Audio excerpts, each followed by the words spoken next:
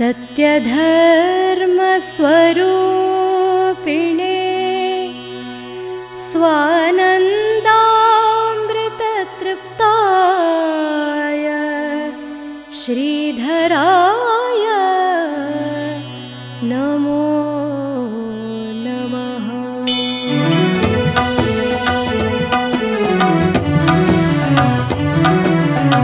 श्रीधर गुरु महाचरिता भगवान् श्रीधर गुरु महाचरिता।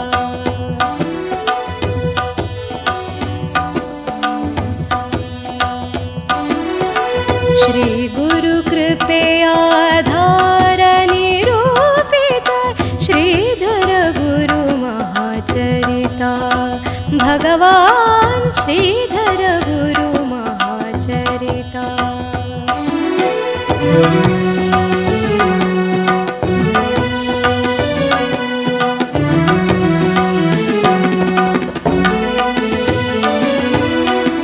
चरितेय केळलु भावप्रधान चरिते आनन्दद गुरुस्थान चरित विज्ञान भक्तिय उद्यान चरित श्रवण गुरु कृपेगे साधना श्रीधर गुरु महाचरिता भगवान् श्रीधर गुरु महाचरिता। ಶ್ರೀ ಗುರುಭ್ಯೋ ನಮಃ ಹರಿ ಓಂ. ಏಕದಂತಂ ಮಹಾಕಾಯಂ ವಾಣೀಂ ವಿದ್ಯಾಂ ಸರಸ್ವತೀಂ ನಮಾಮಿ ದೀನಬಾಲೋಹಂ ಜ್ಞಾನಮೋಕ್ಷಾರ್ಥಸಿದ್ಧಯೇ ನಮಃ ಶಾಂತಾಯ ದಿವ್ಯಾಯ ಸತ್ಯಧರ್ಮಸ್ವರೂಪಿಣೆ ಸ್ವಾನಂದಾಮೃತತೃಪ್ತಾಯ ಶ್ರೀಧರಾಯ ನಮೋ ನಮಃ. ಜಗತ್ಕಲ್ಯಾಣಕಾರ್ಯಾಯ ನರರೂಪಧರಾಯ ಚ ಯೋಗಿರಾಜಾಯ ವಂದ್ಯಾಯ ಗುರುದಾಸಾಯ ತೇ ನಮಃ. ಓಂ ನಮೋ ಭಗವತೆ ಶ್ರೀಧರಾಯ. ಭಗವಾನ್ ಸದ್ಗುರು ಶ್ರೀ ಶ್ರೀಧರ ಸ್ವಾಮಿಗಳವರ ಪಾದಪಲ್ಲವಗಳಿಗೆ ಪ್ರಣಾಮವನ್ನು ಸಲ್ಲಿಸಿ ಶ್ರೀ ಗುರುಗಳ ಚರಣಾರವಿಂದಗಳಿಗೆ ಅಭಿನಮಿಸಿ ಶ್ರೀ ಶ್ರೀಧರ ಸ್ವಾಮಿಗಳ ಮಹಾಚರಿತ್ರೆಗೆ ನಮಸ್ಕಾರವನ್ನು ಮಾಡುತ್ತಾ ಶ್ರೀ ಶ್ರೀಧರ ಸ್ವಾಮಿಗಳ ಮಹಾಚರಿತ್ರೆಯ ಮುಂದಿನ ಭಾಗವನ್ನು ನಾವು ನೋಡ್ತಾ ಇದ್ದೇವೆ. ಭಗವಾನ್ ಸದ್ಗುರು ಶ್ರೀ ಶ್ರೀಧರ ಸ್ವಾಮಿಗಳವರ ಈ ಮಹಾಚರಿತ್ರೆಯನ್ನು ಕೇಳ್ತಾ ಇರುವಂಥ ಎಲ್ಲರನ್ನೂ ಸ್ವಾಗತಿಸ್ತೇನೆ. ಗುರುದೇವದತ್ತ. ಶ್ರೀ ಶ್ರೀಧರ ಸ್ವಾಮಿಗಳು ಶ್ರೀ ಶ್ರೀಪಾದ ವಲ್ಲಭರ ಪರಮ ಪಾವನ ಕ್ಷೇತ್ರವಾದ ಕೊರವಪುರದಲ್ಲಿರುವಂಥ ಸಮಯ. ಆ ಕೃಷ್ಣಾ ನದಿಯ ದಂಡೆಯ ಮೇಲೆ ಒಂದು ಚಿಕ್ಕ ಗುಹೆಯ ಕುಟೀರ ಇದೆ. ಅಲ್ಲಿಯೇ ಶ್ರೀ ಶ್ರೀಧರ ಸ್ವಾಮಿಗಳು ವಾಸ್ತವ್ಯ ಮಾಡಿದ್ದರಂತೆ. ಶ್ರೀ ಶ್ರೀಧರ ಸ್ವಾಮಿಗಳು ಅಲ್ಲಿರುವಾಗ ಭಿಕ್ಷೆಯನ್ನು ಸ್ವೀಕರಿಸದೆ ಕೇವಲ ಕಹಿಬೇವಿನ ರಸವನ್ನು ಮಾತ್ರ ಸೇವಿಸ್ತಿದ್ರಂತೆ. ತ್ರಿಕಾಲ ಕೃಷ್ಣೆಯಲ್ಲಿ ಸ್ನಾನ ಮಾಡಿ ಧ್ಯಾನಸ್ಥರಾಗ್ತಿದ್ರು.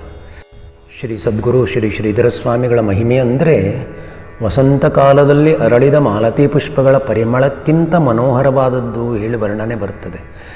ಕಾರುಣ್ಯಾಮೃತದಲ್ಲಿ ಮುಳುಗಿದ್ದ ಅವರ ಕೃಪಾಕಟಾಕ್ಷದ ಬಲದಿಂದಲೇ ಭಕ್ತರಿಗೆ ಪರಮಾರ್ಥದ ಅರಿವಾಗ್ತಿತ್ತು. ಸರ್ವದೇವಮಯೋ ಗುರು, ಎಲ್ಲ ದೇವರುಗಳ ಪ್ರತೀಕವೇ ಶ್ರೀ ಸದ್ಗುರು ಎಂಬ ಮಾತು ಸತ್ಯ. ಸರ್ವದೇವಾತ್ಮಕೋ ಗುರು, ಎಲ್ಲ ದೇವತೆಗಳ ಆತ್ಮಸ್ವರೂಪನೇ ಸದ್ಗುರು ಇದ್ದಾನೆ. ಶ್ರೀಮನ್ನಾರಾಯಣನ ಪಾದಕಮಲ ಸಂಜಾತೆ ಎಂದು ಪ್ರತೀತೆಯಾದಂಥ ಕೃಷ್ಣಾ ನದಿ ನಿರಂತರವಾಗಿ ಪೂರ್ಣ ಪ್ರವಾಹದಿಂದ ಒಡಗೂಡಿ ಪ್ರವಹಿಸ್ತಾ ಇತ್ತು. ಜುಳು ಜುಳು ಹರಿತಾ ಸುಳಿಗಳಿಂದ ಒಡಗೂಡಿ ಸುಳಿ ಸುಳಿದು ಪ್ರವಹಿಸ್ತಾ ಇರುವಂಥ ತಿಳಿನೀರಿನ ಕೃಷ್ಣಾ ನದಿ ಪವಿತ್ರ ಜಲದಿಂದ ಕಂಗೊಳಿಸ್ತಾ ಇತ್ತು.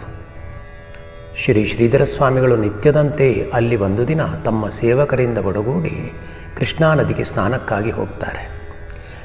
ಕೃಷ್ಣಾ ನದಿಯ ತಟದಲ್ಲಿ ಅನೇಕ ವೃಕ್ಷ ಲತಾದಿಗಳಲ್ಲಿ ಅರಳಿದ ಪುಷ್ಪಗಳ ಧೂಳಿಯಲ್ಲಿ ತಮ್ಮ ಪರಮ ಪಾವನವಾದ ಪಾದುಕೆಗಳಿಂದ ಕೂಡಿದ ಪಾದಗಳನ್ನು ಇಡುತ್ತಾ ಶ್ರೀ ಶ್ರೀಧರ ಸ್ವಾಮಿಗಳು ಸ್ನಾನಕ್ಕಾಗಿ ಹೊರಟಿದ್ದರು. ಹೂಗಳ ಮೇಲೆ ಕೂಡಿರುವ ಭ್ರಮರಗಳ ಇಂಪಿನ ಗಾನ ಎಲ್ಲೆಡೆ ಕೇಳಿಸ್ತಾ ಇತ್ತು. ಕುಸುಮಗಳ ಕಂಪಿನಿಂದ ಮಂದ ಮಂದವಾಗಿ ತೇಲಿ ಬರುತ್ತಾ ಇರುವಂಥ ತಂಗಾಳಿ ಆ ಸ್ಥಳದಲ್ಲಿ ಅಪ್ಯಾಯಮಾನವಾಗಿ ಬೀಸ್ತಾ ಇತ್ತಂತೆ. ಅಲ್ಲಿ ಆ ಕೃಷ್ಣಾ ನದಿಯ ದಡದಲ್ಲಿ ತಮ್ಮ ಪಾದುಕೆಗಳನ್ನು ಇಟ್ಟು ಶ್ರೀ ಶ್ರೀಧರ ಸ್ವಾಮಿಗಳು ಸ್ನಾನಕ್ಕಾಗಿ ನದಿಗೆ ಇಳಿದ್ದಾರೆ. ಸ್ನಾನ ಮುಗಿಸಿ ಮೇಲೆ ಬರ್ತಾರೆ. ಶಿಷ್ಯರು ಶ್ರೀ ಶ್ರೀಧರ ಸ್ವಾಮಿಗಳ ಬಟ್ಟೆಗಳನ್ನು ತೊಳೆದ ಮೇಲೆ ಶ್ರೀ ಶ್ರೀಧರ ಸ್ವಾಮಿಗಳ ಪಾದುಕೆಗಳನ್ನು ತೊಳೆದು ಸದ್ಗುರುಗಳಿಗೆ ಕೊಡಬೇಕು ಎಂದು ನೋಡ್ತಾರೆ. ಎಲ್ಲಿಯೂ ಶ್ರೀ ಗುರುಗಳ ಪಾದುಕೆ ಕಾಣಿಸಲೇ ಇಲ್ಲ. ಶಿಷ್ಯರಿಗೆ ಬಹಳ ಖೇದವಾಯಿತು. ಎಷ್ಟೇ ಹುಡುಕಿದರೂ ಪಾದುಕೆ ಸಿಗಲಿಲ್ಲ. ಶ್ರೀ ಶ್ರೀಧರ ಸ್ವಾಮಿಗಳು ಬರಿಗಾಲಿಂದ ನಡಿಬೇಕಾಯ್ತಲ್ಲ ಹೇಳಿ ಸೇವಕರು ಬಹಳ ನೊಂದ್ಕೊಳ್ತಾರೆ. ಅರುಣೋದಯಕ್ಕೆ ಮುನ್ನ ಸ್ನಾನಾದಿಗಳನ್ನು ಮಾಡಿ ಮೊದಲು ಶ್ರೀ ಗುರುಪಾದುಕೆಗಳಿಗೆ ನಮಸ್ಕರಿಸುವ ಪದ್ಧತಿಯನ್ನು ಶಿಷ್ಯರು ಇಟ್ಕೊಂಡಿದ್ದರು. ಅವರಿಗೆ ಬಹಳ ಬೇಸರವಾಯಿತು. ಪಾದುಕೆ ಎಲ್ಲಿ ಹುಡುಕಿದರೂ ಕಾಣಿಸ್ತಾ ಇಲ್ಲ. ಈ ಸದ್ಗುರು, ನಿನ್ನ ದಿವ್ಯ ಪಾದುಕೆಗಳಿಗೆ ನಮಸ್ಕರಿಸಲಿಕ್ಕೆ ಬಂದರೆ ಪಾದುಕೆಗಳೇ ಕಾಣಿಸ್ತಾ ಇಲ್ಲ. ಏನಿದು ತಂದೆ ನಿನ್ನ ಲೀಲೆ? ನಿನ್ನ ದರ್ಶನದೊಂದಿಗೆ ನಿನ್ನ ಪಾದುಕೆಗಳ ದರ್ಶನ ಮಾಡುವುದು ನಮಗೆ ಒಂದು ಮಹಾಭಾಗ್ಯವಾಗಿತ್ತು. ದಿನಾಲೂ ನೀನು ದಿವ್ಯ ಪಾದುಕೆಗಳನ್ನು ಧರಿಸಿ ಭಕ್ತರಿಗೆ ಅನುಗ್ರಹಿಸಲಿಕ್ಕೆ ಬರ್ತಾ ಇರುವಾಗ ಆ ಪಾದುಕೆಯ ಸದ್ದು ಕೇವಲ ಸದ್ದಾಗಿರಲಿಲ್ಲ. ಅಲ್ಲಿಯವರೆಗಿದ್ದ ನಾನು ಎಂಬ ನಮ್ಮ ಅಜ್ಞಾನ ಭಾವವನ್ನು ನಿನ್ನ ಪ್ರತಿ ಹೆಜ್ಜೆಯ ಪಾದುಕೆಯ ಸದ್ದು ಮೆಟ್ಟುತ್ತಾ ಬರ್ತಾ ಇದೆಯೋ ಹೇಳಿ ನಮಗೆ ಅನಿಸ್ತಿತ್ತು. ನಮ್ಮಂಥವರ ಅಹಂಕಾರ ಎನ್ನುವಂಥ ಮದ್ದಾನೆಯನ್ನು ತುಳಿದು ಕೆಡಹಲಿಕ್ಕಾಗಿ ಸಜ್ಜಾಗಿ ಬರ್ತಾ ಇರುವಂಥ ಪಾದುಕೆಯ ಸದ್ದು ಕೇವಲ ಅದು ಸದ್ದಲ್ಲ.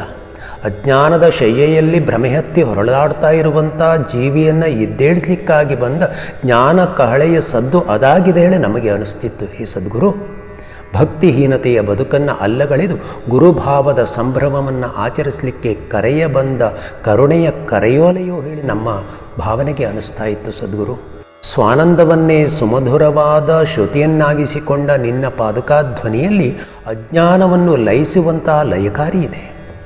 ಬ್ರಹ್ಮಭಾವದ ನಾದವೋ, ಎಚ್ಚರಿಕೆಯ ಆದೇಶವೋ, ತತ್ವಗಾಂಭೀರ್ಯದ ಗರ್ಜನೆಯೋ ಎಂಬ ಅನಿಸುವಿಕೆ ನಮ್ಮ ಅನುಭವಕ್ಕೆ ಬಂದಿದೆ.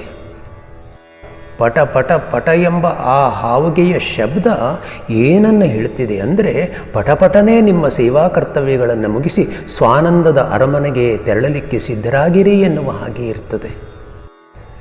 ಈ ಸದ್ಗುರು, ನಿನ್ನ ಪರಮ ಪಾವನವಾದಂಥ ಮುದ್ದು ಪಾದದ್ವಯಗಳಲ್ಲಿ ಕಂಗೊಳಿಸ್ತಾ ಇರುವಂಥ ಪಾದುಕೆಗಳ ಭಾಗ್ಯವನ್ನಾದರೂ ನಮ್ಮಿಂದ ವರ್ಣಿಸಲಿಕ್ಕೆ ಸಾಧ್ಯವೇ? ನಿನ್ನ ಪಾದದ್ವಯಗಳ ಸುಖಸ್ಪರ್ಶವನ್ನು ದಿನದ ಹೆಚ್ಚಿನ ಸಮಯ ಅನುಭವಿಸಿ ಆನಂದದಿಂದ ಆನಂದಿಸ್ತಾ ಇರುವಂಥ ಪಾದುಕೆಗಳನ್ನು ಎತ್ತಿ ತಲೆಯ ಮೇಲೆ ಹೊತ್ತುಕೊಂಡ್ರೆ ನಮಗಾಗುವಂಥ ಆನಂದ ಅಷ್ಟಿಷ್ಟಲ್ಲ. ದ್ವಂದ್ವತಾಪಗಳನ್ನು ಕ್ಷಣ ಮಾತ್ರದಲ್ಲಿ ತಳ್ಳಿ ಹಾಕುವ ಆ ದಿವ್ಯ ಪಾದುಕೆಗಳಿಗೆ ಮತ್ಯಾವ ಶೃಂಗಾರವೂ ಬೇಡ.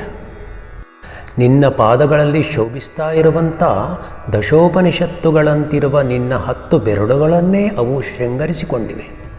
ಶ್ರೀಕೃಷ್ಣನ ಶಿರವನ್ನು ಅಲಂಕರಿಸಿದ ನವಿಲಗರಿಯಂತೆ, ಶ್ರೀರಾಮನ ಕರಕಮಲವನ್ನು ಅಲಂಕರಿಸಿದ ಕೋದಂಡದಂತೆ ನಿನ್ನ ಕೋಮಲ ಗಾತ್ರದ ಪಾದದ್ವಯಗಳು ಶ್ರೀಪಾದುಕೆಗಳಿಂದ ಅಲಂಕೃತವಾಗಿವೆ. ಪ್ರಿಯ ಭಕ್ತರಿಂದ ಪೂಜೆಯನ್ನು ಸ್ವೀಕರಿಸುವಾಗ ಆ ಪಾದುಕೆಗಳ ಸಡಗರವೋ ಸಡಗರ. ಯಾರಿಗಿದೆ ಇಂಥ ಸಂಭ್ರಮ? ಆನತ ಭಕ್ತರಿಗೆಲ್ಲ ಆನಂದದಾಯಿ ಆಗಿರುವಂಥ ನಿನ್ನ ಪಾದದ್ವಯಗಳಲ್ಲಿ ಭೂಷಣ ಪ್ರಾಯವಾಗಿ ಶೋಭಿಸ್ತಾ ಇರುವಂಥ ಪಾದುಕೆಗಳನ್ನು ನೋಡಿದಾಗ ಕಣ್ಣುಗಳು ವಿಶೇಷ ನಯನೋತ್ಸವವನ್ನೇ ಆಚರಿಸಿ ಬಿಡುತ್ತದೆ. ಅಜ್ಞಾನದಿಂದ ಮೋಸ ಹೋದಂಥವನೂ ಕೂಡ ನಿನ್ನ ಪಾದುಕಾ ಭಕ್ತಿಯಿಂದ ಜ್ಞಾನ ಜೀವಿತನಾಗಿ ಬಾಳುವಂತೆ ಆಗ್ತದೆ.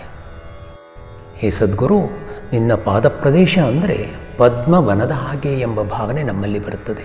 ದಿವ್ಯ ಪಾದಗಳಿಗೆ ಅಧಿಕ ರೂಪ ಸಿರಿಯನ್ನು ತಂದುಕೊಟ್ಟಿರುವಂಥ ನಿನ್ನ ಪಾದುಕೆಗಳೆಂದರೆ ಸೂರ್ಯ ಚಂದ್ರರೇ ಮಿತ್ರರಾಗಿ ಒಟ್ಟಿಗೆ ಸೇರಿಕೊಂಡಿದ್ದಾರೋ ಹೇಳಿ ಅನಿಸ್ತಾ ಇದೆ. ಪಾರುಗಾಣಿಸುವ ಪರಮಾರ್ಥದ ಹಾದಿಯಲ್ಲಿ ಕರೆದುಕೊಂಡು ಹೋಗಲಿಕ್ಕಾಗಿಯೇ ಸಂಭ್ರಮದ ಸದ್ದಿನೊಂದಿಗೆ ಗದ್ದಲವನ್ನು ಮಾಡದೆ ಮುದ್ದಾಗಿ ನಡೆದು ಬರ್ತಾ ಇವೆಯೋ ಹೇಳಿ ಅನಿಸುವುದಂತೂ ಸತ್ಯ. ಲಾವಣ್ಯಾಮೃತದ ಸರೋವರದಲ್ಲಿ ಎದ್ದು ಬರುತ್ತಾ ಇರುವಂಥ ಮಾಧುರ್ಯದ ತೆರೆಗಳ ಹಾಗೆ ನಿನ್ನ 2 ಪಾದುಕೆಗಳ ಶಬ್ದದ ಅಲೆಗಳು ಭಕ್ತರ ಕರ್ಣ ಸಂಪುಟವನ್ನು ಸ್ಪರ್ಶ ಮಾಡ್ತಾ ಇವೆ.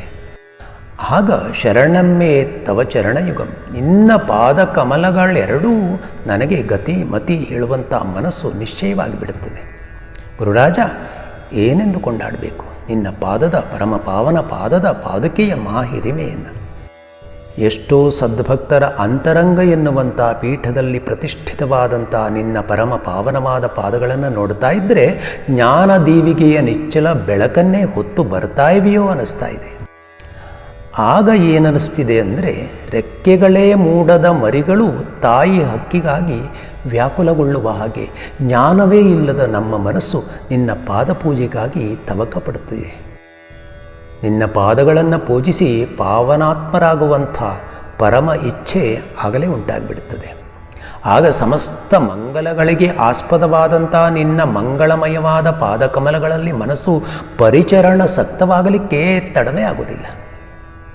ಅಷ್ಟು ನಿನ್ನ ದಿವ್ಯ ಪಾದಗಳಲ್ಲಿ ಮನಸ್ಸು ಹರಿದು ಬಿಡುತ್ತದೆ. ಹೇ ಸದ್ಗುರುರಾಜ ಶ್ರೀಧರ ಪ್ರಭು, ನಿನ್ನೊಂದಿಗೆ ದಯಾ ಮತ್ತು ಕ್ಷಮ ಎಂಬ ಸದ್ಗುಣಗಳೇ ಪಾದುಕೆಗಳಾಗಿ ಶೋಭಿಸ್ತಾ ಇವೆಯೋ ಹೇಳಿ ಅನಿಸ್ತಾ ಇದೆ.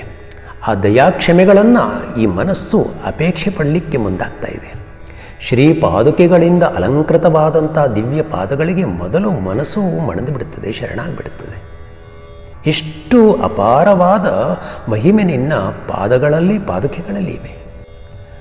ಗುರುಪದದ್ವಯದ ಸೇವಾಕ್ರಮವನ್ನು ಅರಿಯದವರಿಗೂ ಕೂಡ ಒಮ್ಮೆ ನಿನ್ನ ಪಾದುಕೆ ಸಹಿತವಾದ ಪಾದಗಳನ್ನು ಮುಟ್ಟಿ ನಿರ್ಮಲಾತ್ಮರಾಗಬೇಕು ಹೇಳಿ ಅನಿಸುವುದರಲ್ಲಿ ಯಾವ ಆಶ್ಚರ್ಯವೂ ಇಲ್ಲ. ಈ ತಂದೆ, ಈ ಸದ್ಗುರು, ಗುರುಪದ ಕಾಶಿ ಅದು ಭವನಾಶಿ ಹೇಳಿ ದಾಸರು ಹೇಳ್ತಾರೆ. ನಿನ್ನ ಪಾದಕಮಲವೇ ಕಾಶಿ ಕ್ಷೇತ್ರದಂತೆ ಇದೆ. ಆದ್ದರಿಂದಲೇ ಈ ಭವದ ಭಂಗ ಹೇಳುವುದನ್ನು ಸಾರಿರುವಾಗ ಅನಂತ ಪುಣ್ಯಗಳಿಂದ ಕೂಡಿದ ನಿನ್ನ ಕೋಮಲ ಪಾದದ್ವಯಗಳನ್ನು ವಹಿಸಿಕೊಂಡ ಆ ಪಾದುಕೆಗಳಿಗೆ ಭಕ್ತರ ಪಾಪವನ್ನು ಕಳೆಯುವಂಥ ಸಾಮರ್ಥ್ಯವನ್ನು ಸಹ ನೀನೇ ನೀಡಿದ್ದು. ನಿನ್ನ ಅನುಗ್ರಹದಿಂದಲೇ ಆ ಸಾಮರ್ಥ್ಯ ಪಾದುಕೆಗಳಿಗೆ ಬಂದಿವೆ. ನಿನ್ನ ಪಾದದ್ವಯಗಳಲ್ಲಿ ಶೋಭಿಸ್ತಾ ಇರುವಂಥ ಪಾದುಕೆಗಳನ್ನು ಕಂಡಾಗ ಎಂತೆಂತಹ ಭಾವ ಉಂಟಾಗ್ತದೆಯೋ ಅದನ್ನು ಈ ಬಾಯಿಂದ ವರ್ಣಿಸಲಿಕ್ಕೆ ಆಗೋದಿಲ್ಲ. ನಿನ್ನ ಪಾದುಕೆ ಇದು ಭವಸಾಗರದಿಂದ ಭಕ್ತರನ್ನು ದಾಟಿಸಲಿಕ್ಕೆ ಬಂದ ನೌಕೆ ಹೇಳಿ ನಮಗೆ ಅನಿಸ್ತಾ ಇದೆ.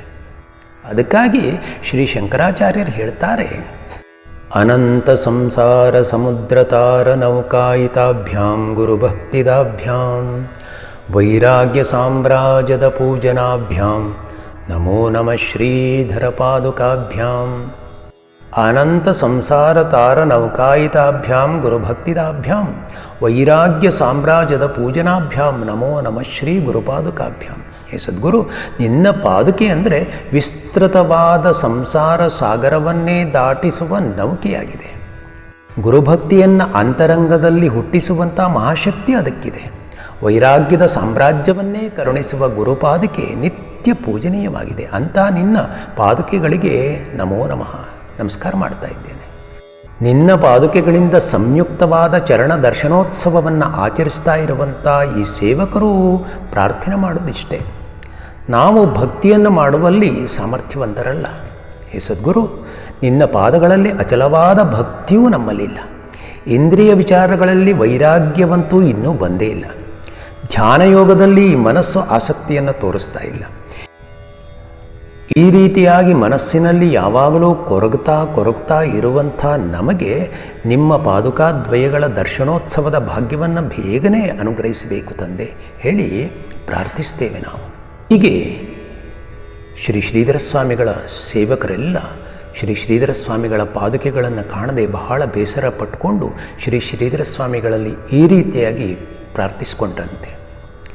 ನಂತರ ಆ ಶಿಷ್ಯರು ಹೊಸ ಪಾದುಕೆಗಳನ್ನು ಹೇಗೋ ಮಾಡಿಸಿ ತಂದು ಶ್ರೀ ಶ್ರೀಧರ ಸ್ವಾಮಿಗಳಿಗೆ ಒಪ್ಪಿಸಿದರಂತೆ. ಈ ಎಲ್ಲ ವಿಚಾರ ಶ್ರೀ ಶ್ರೀಧರ ಸ್ವಾಮಿಗಳಿಗೆ ತಿಳಿದಿತ್ತು. ಆದರೂ ಸಹ ಸೇವಕರಿಗೆ ಏನನ್ನೂ ತಿಳಿಸಿರಲಿಲ್ಲ.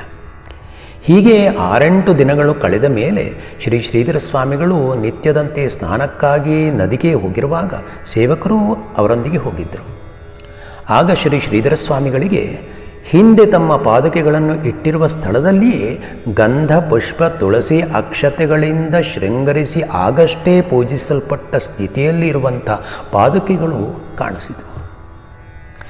ಇದನ್ನು ನೋಡಿದಂಥ ಸೇವಕರು ಬಹಳ ಆಶ್ಚರ್ಯಪಟ್ಟರು, ಅಲ್ಲದೆ ಬಹಳ ಸಂತೋಷಗೊಂಡರು. ಶ್ರೀ ಶ್ರೀಧರ ಸ್ವಾಮಿಗಳಿಗೆ ಸಾಷ್ಟಾಂಗ ನಮಸ್ಕಾರ ಮಾಡಿ, ಸ್ವಾಮಿ ಇದೇನು ಹೇಳಿ ಪ್ರಾರ್ಥಿಸಿಕೊಂಡ್ರು. ಆಗ ಶ್ರೀ ಶ್ರೀಧರ ಸ್ವಾಮಿಗಳು ಹೇಳ್ತಾರೆ, ಮಕ್ಕಳಿರ, ಆಯಾ ಸ್ಥಾನದ ದೇವತೆಗಳು ನನ್ನ ಪಾದುಕೆಗಳನ್ನು ಒಯ್ದು ಪೂಜಿಸಿ ತಂದಿಡ್ತಾರೆ. ಇದು ಹಿಂದೆಯೂ ಎಷ್ಟೋ ಸಂದರ್ಭಗಳಲ್ಲಿ ನಡೆದಿದ್ದಿವೆ.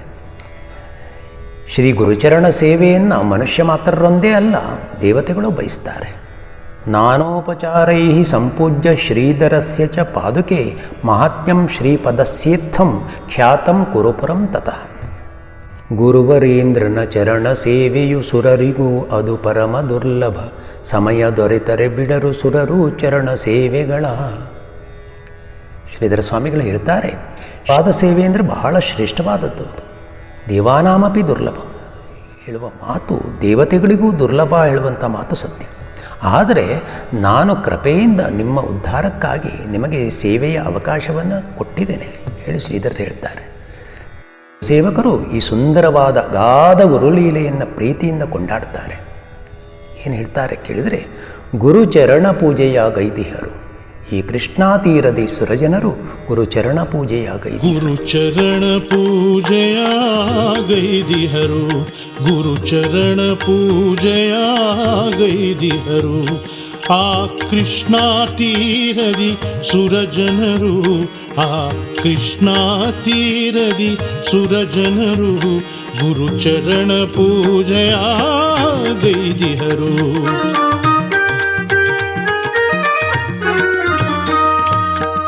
ಕುರವಪುರವದು ದತ್ತನ ತಾಣ, ಅಲ್ಲಿರೆ ಸಾತ್ವಿಕ ಭಾವದ ಸಜ್ಜನ. ನಿತ್ಯವು ದತ್ತನ ನಾಮ ಸಂಕೀರ್ತನ. ಆ ಕೃಷ್ಣಯ ಪಾವನ ತೀರದಲ್ಲಿ, ಆ ಕೃಷ್ಣಯ ಪಾವನ ತೀರದಲ್ಲಿ ಗುರುಚರಣ ಪೂಜೆಯ ಗೈದಿಹರು.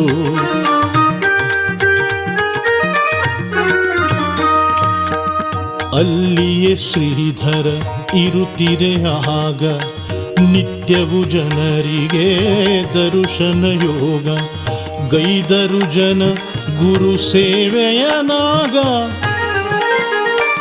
ಆ ಸುರಜನ ನೋಡೆ ಬಹುಬೇಗ, ಆ ಸುರಜನ ನೋಡೆ ಬಹುಬೇಗ ಗುರುಚರಣ ಪೂಜೆಯ ಗೈದಿಹರು.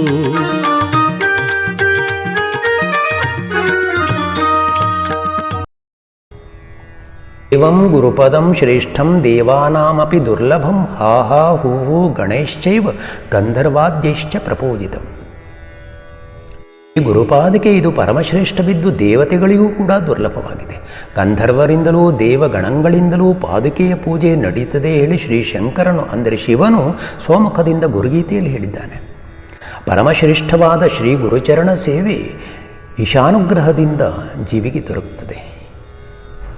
ಆದ್ದರಿಂದ ಸದಾ ಸದ್ಭಾವದಿಂದ ಸದ್ಗುರುವಿನ ಚರಣ ಸೇವೆಯನ್ನು ಮಾಡಬೇಕು ಅಂತ ಹೇಳ್ತದೆ ವೇದಾಂತ. ಹೀಗೆ ಅಪಾರ ಮಹಿಮರಾದಂಥ ಭಗವಾನ್ ಸದ್ಗುರು ಶ್ರೀ ಶ್ರೀಧರ ಸ್ವಾಮಿಗಳವರ ಪರಮ ಪಾದಾರವಿಂದಗಳಿಗೆ ನಾವೆಲ್ಲರೂ ನಮಸ್ಕಾರ ಮಾಡಿ ಧನ್ಯರಾಗೋಣ. ಗುರುದೇವದತ್ತ ರಘುವೀರ